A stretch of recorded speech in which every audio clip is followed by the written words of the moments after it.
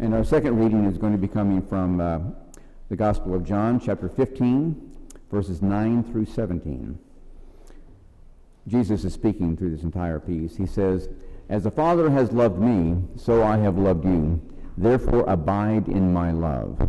If you keep my commandments, you will abide in my love, just as I have kept my Father's commandments, and I abide in his love. I have said these things to you so that my joy in you and your joy may be complete. This is my commandment, that you love one another, as I have loved you. No one has greater love than this, to lay down one's life for one's friends. And you are my friends. You are my friends if you do what I command you. I no longer call you servants, because the servant doesn't know what the master is doing, but I've called you friends, because I have made known to you everything that I have heard from my Father. You didn't choose me, I chose you, and I appoint you to go now and bear fruit that will last, so that the Father will give you whatever you ask in my name. I'm giving you these commandments so that you may be able to love one another." And God have blessing on this, the reading of the Holy Word. Before I officially start, let me say that I found out yesterday afternoon when the secretaries were getting to press the print button on the bulletins that this is the same passage that Reverend Bill preached on last week.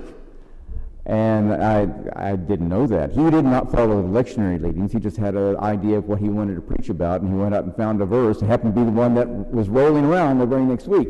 And so there, and I didn't catch it. I did know this entire section, which I'll say something about more in a moment, has a lot to do with love and the commandment to love and those kind of things, and friendship and all of those. So I thought it came from that general area, but I didn't catch that it was exactly the one, except for a couple of nuances. You'll be safe in knowing, however, that he preached a totally different sermon on this than I did. So if I hadn't said that, it'd be nice to take a test and see how many of you recognized it from last week. But here it is. Just a couple of words. I like to give you a little background on the scriptures when I can, and that doesn't take too much on this one.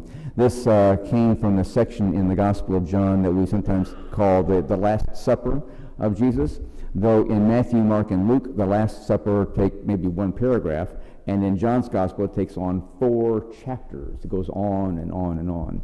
3 of those chapters is this long speech by Jesus after the supper is over with, and a few questions and answers in the middle of it someplace, but it's mainly Jesus speaking. Then the last chapter of that section is all a long prayer that Jesus has with God, sometimes called the high priestly prayer. So that's where we are. So you're just getting a piece out of that long talk that Jesus has with the disciples after dinner on the Last Supper. In it, he covers really 3 things.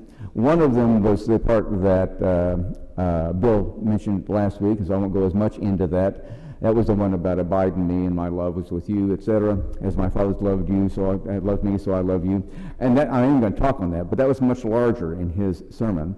And the other parts, though, I liked the idea about him saying, I don't call you followers, disciples. I think he uses the word servants.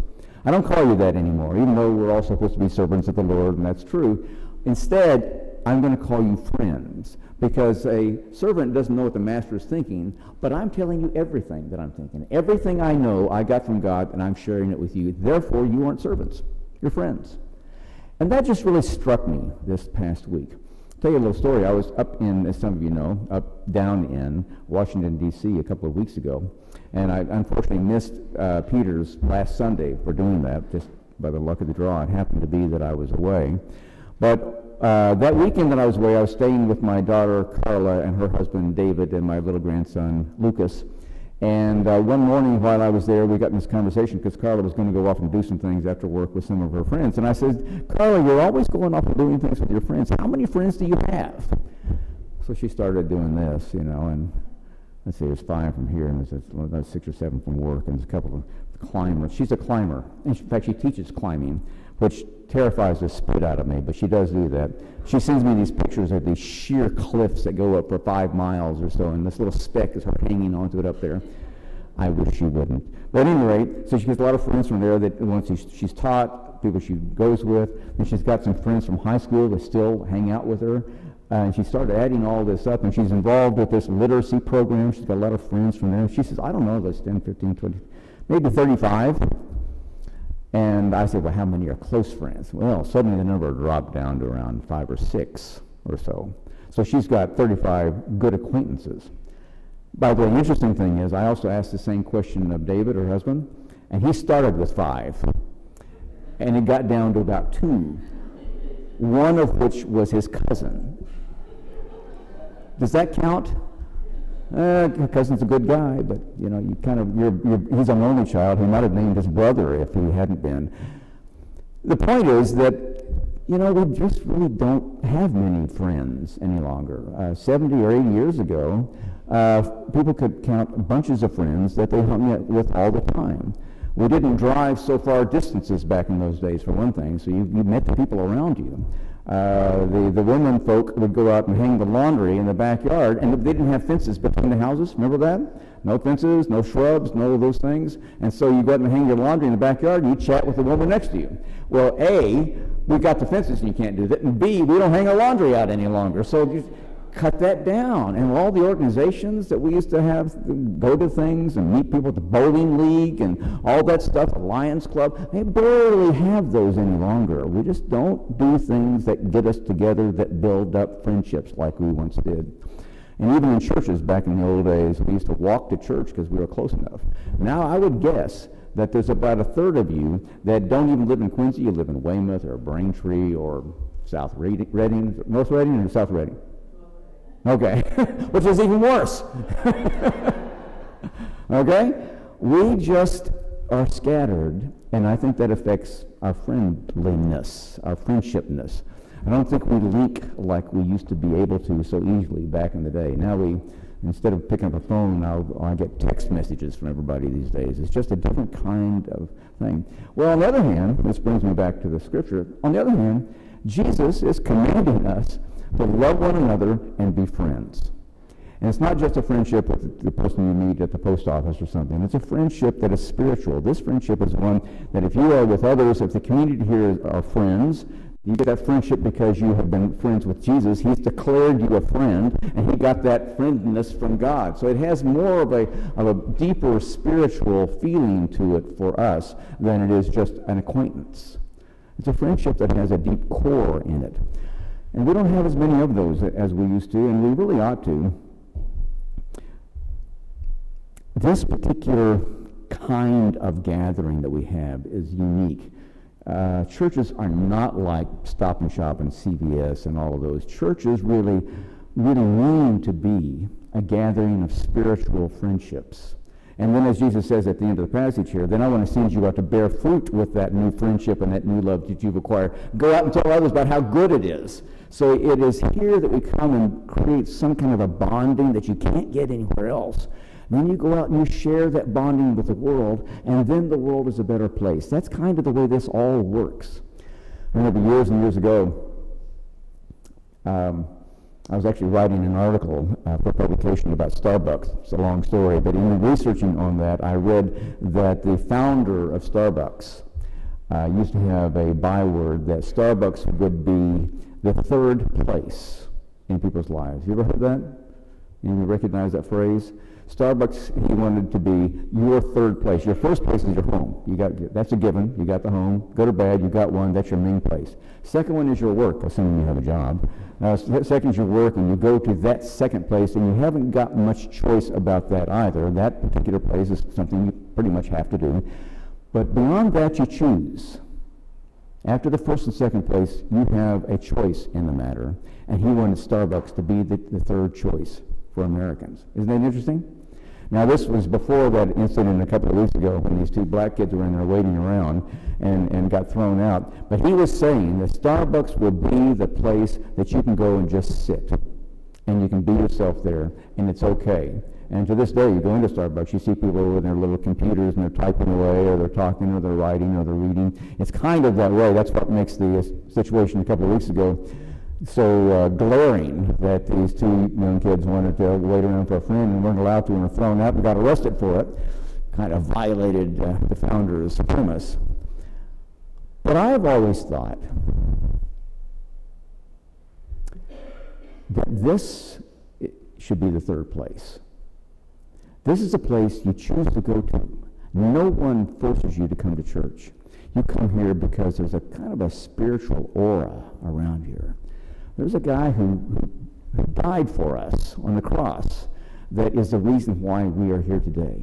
And the Holy Spirit came back after that and links us all together in that abide with me and abide with my love bonding.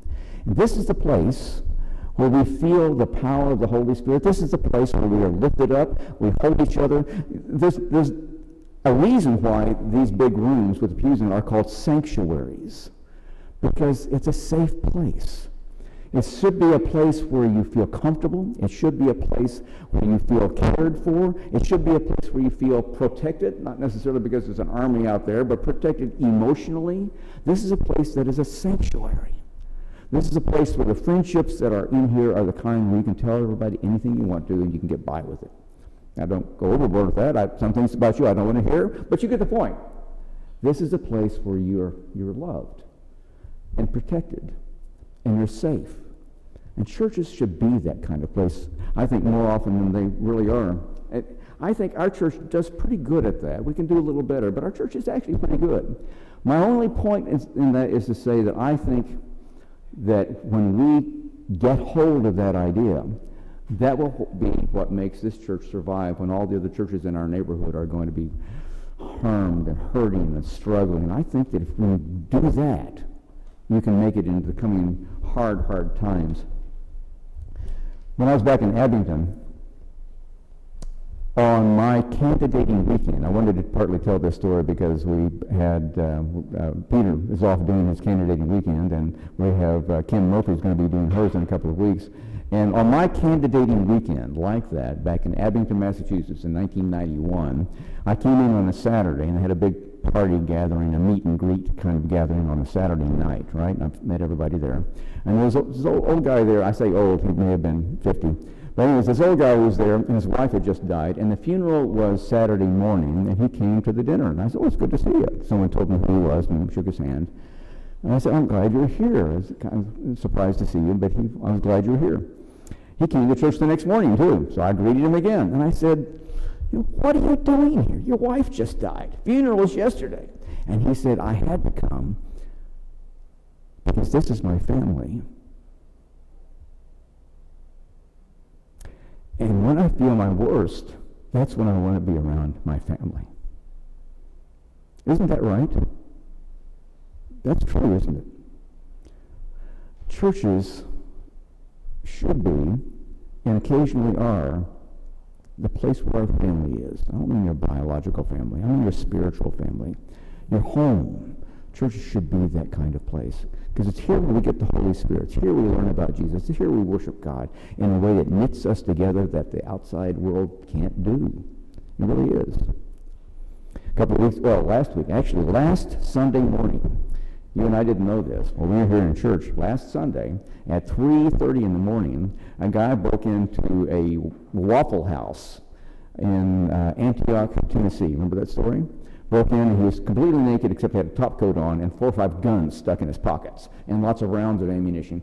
Went in there and he shot 2 people in the parking lot, and then he went inside and started shooting around inside the restaurant. And there's another guy in there, a black guy, who was looking at this whole thing, and he said, "Oh my goodness, I'm going to die." So he dove into the bathroom, and a bullet flew through the bathroom door and got him right on the arm, but he didn't get hurt too badly.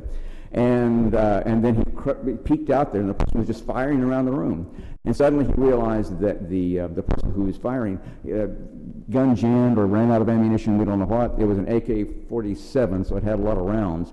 But he ran out. So the guy burst out of the bathroom, ran over, and grabbed hold of him, threw him to the ground, got the gun, threw it over the counter, and then pushed the guy out the door. And they both tumbled out there, and this naked man ran off in the distance. And he came back in and got an applause. He'd saved the lives of maybe 8 or 9 people in there. Unfortunately, about 4 did die, and some others were shot, but he saved everybody else. And that was Sunday morning. So after they took him to the hospital, they fixed his little wound. I saw a picture of him. He had a wound on his hand as well, probably grabbing the rifle or falling to the ground or something like that. And so he went to the hospital and got him all doctored up. He's fine. I sent him home. He went home and he changed clothes and took a shower, and then he went to church.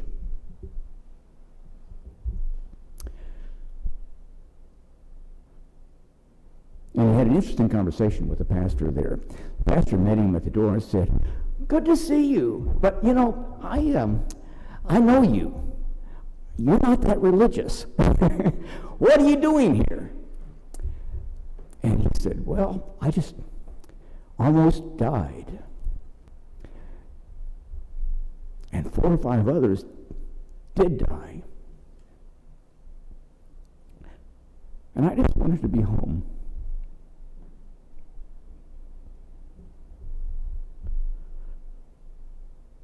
I wanted to be with my family.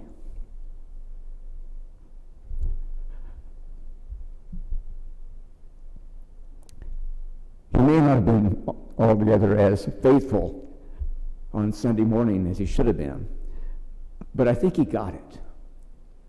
I think his Sunday school teachers and confirmation class and preaching, I think it got him.